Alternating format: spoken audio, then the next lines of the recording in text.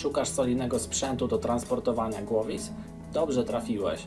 Punkt meblowy w ofercie sklepu prezentuje stabilny wózek do bezpiecznego przewożenia głowic frezarskich CNC, dodatkowo wyposażony w półki. Konstrukcja zrealizowana przez polskiego producenta mebli przemysłowych Ra Construction. Parametry techniczne wózka na głowice frezarskie.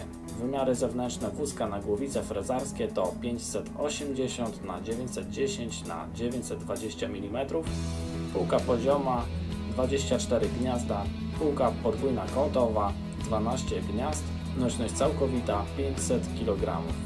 Produkt dostępny na zamówienie. Kup teraz w naszym sklepie internetowym punktmeblowy.pl.